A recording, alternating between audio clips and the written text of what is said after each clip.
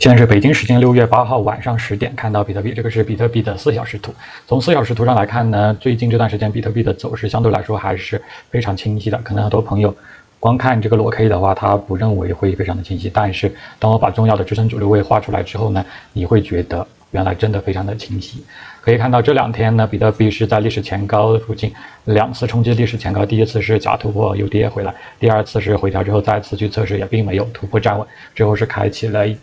轮比较大的回调，之后这个回调呢是再次去测试到了前方比较重要的支撑主力护方位，大概是在10.6800附近，之后受消息面的影响呢，是开启了一轮比较快速的下跌。这个下跌呢是测试到了整个盘整区最底部的位置，大概是在10.700附近。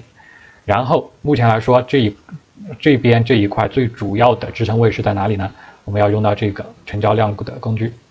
可以看到这个是密集成交区 POC 的位置，它这里就是一个非常重要的支撑，大概是在10.4000附近。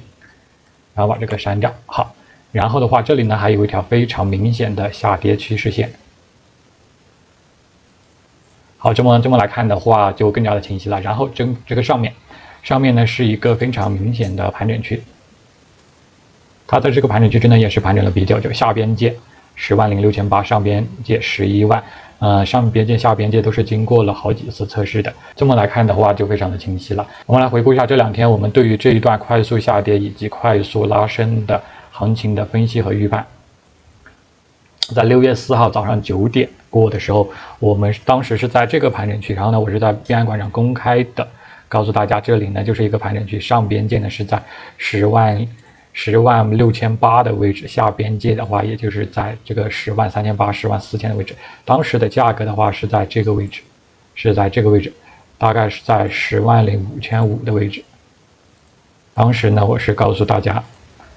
这个盘整区的上边界、下边界都很清晰。如果说上边界突破的话，那么它会再次去测试历史前高11万的位置。如果说这个盘整区下边界跌破的话，那么它就会去测试到下方10.2000，就是这一线，以及10.700，就是盘整区最底部的位置，这个位置。并且当时我们的主观呢是更偏向于看空的，因为它可以看到这里是高低点不断降低的，非常明确的告诉到大家10.700假跌破收回来的话，那是一个很不错的接多的机会。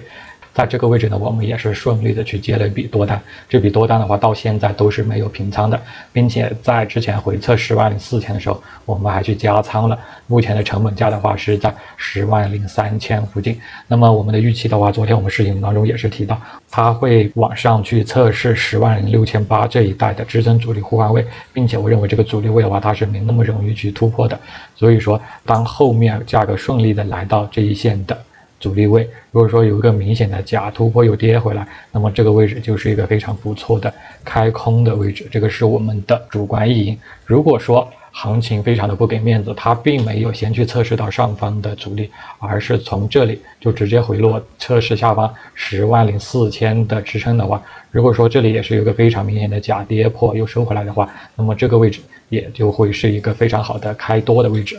昨天我们视频当中也是提到，这个位置呢，它是一个非常完美的空头陷阱，有很多的空头呢是在这里反弹的过程中不断的追空，那么就被套在了下方。所以我认为呢，价格它不会那么轻易的下来给这些空头解套或者说止盈。如果说你不知道这个位置为什么会是一个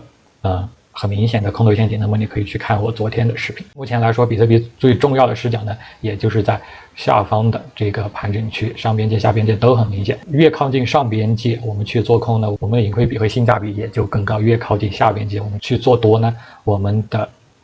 胜率以及盈亏比也就会更高。整体来说的话，今天一整天盘面的波动都不大，和昨天都是差不多的。如果说你早几天关注我，并且跟着我的思路去走的话，那么这一轮的快速下跌以及这一轮的快速上涨的话，基本上是可以全部抓住的。所以说这个非常有意思啊。浏览量我没有截出来，但是这条帖子的浏览量它是只有300的。我看空的时候呢，他会说傻逼吧，怎么可能会跌那么多？当我接了多单往上去看的时候呢，他又会觉得疯了吧，怎么可能会涨那么多？但是当行情真正的走出来之后，达到我们的预期了之后呢，他会说你就是运气比较好，然后呢，他还会说你把你的仓位晒出来给我看看。所以说这就是非常有意思的一个点。毕竟这个市场上绝大多数人的话，他都是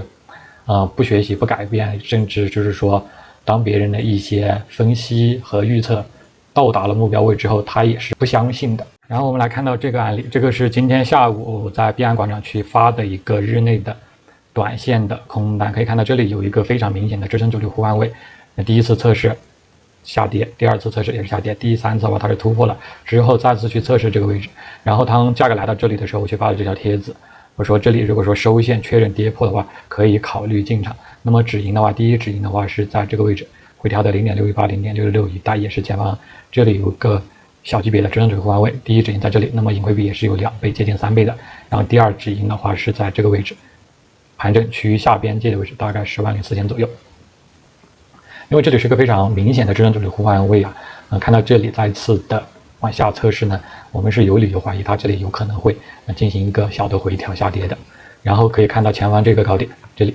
里为什么上不去呢？你往前看，如果说你在这样看的话，你可能并不清楚它为什么这里它就会上不去了。但是你往前去看，我们把这条线给它延长到这边，就可以看到它这里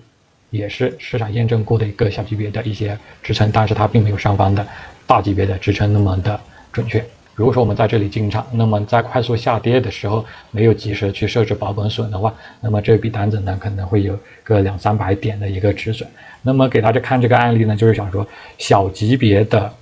这种入场信号的话，它的准确率的话是不高的，因为在小级别的话，很小的因素或者说很小的资金，它就会去影响价格的一个走势。所以说，如果说你想要去提高我们的一个交易胜率的话，最好的话还是去做大级别的这种交易。大级别的信号的话，它是不太容易受小的因素的所影响的，基本上它都是你在确认了跌破、确认突破之后，虽然说也有假突破，但是它的信号是更加的可靠的。小级别的话，它很小的因素都会影响到价格的涨跌。所以说，正在看视频的你，如果说想要去提高自己的交易的胜率，那尽量就去做这个大级别的信号下去3000点，上来3000点，整个有6000点的空间，并且我们的止损空间的话也是不大的，也就是才几百点。好，这个是比特币档期，我们再来看到以太坊。以太坊从4小时级别来看的话，也是比较清晰的，盘整区的上边界、下边界都很清晰。然后，小级别重要的支撑阻力位呢，我们昨天在视频当中呢也是提到了，就是在这个位置，我们当时画出来的。可以看到今天一整天啊，它都是在这个小区间之内去波动，整体都是跟随比特币的一个走势的。那么我们的主观的话，我更偏向于认为它会再去测试到前方的这个低点以及这条趋势线的位置。如果说这个位置它有一个明显的假突破又跌回来，那么就是一个非常好的开空的位置。如果说行情它特别强势，确实的是站在了趋势线的上方，那么我们就要去及时的去止损，确认它突破之后呢，甚至可以多单往上去看。整体来说的话，还是要去观察比特币它什么时候能够去突破这条趋势线。好，今天的内容就到这里。视频的最后想问问大家，是更喜欢昨天那种简洁明了的行情分析和开端策略，还是更喜欢今天这种比较详细的交易逻辑、交易理由、偏教学类的内容？你可以把你的想法留在评论区，我会根据大家的反馈做一些大家更需要、更想看的内容。好，最后如果说你觉得我的分析还算对你有帮助的话，可以帮我点赞、关注、订阅一下，谢谢大家。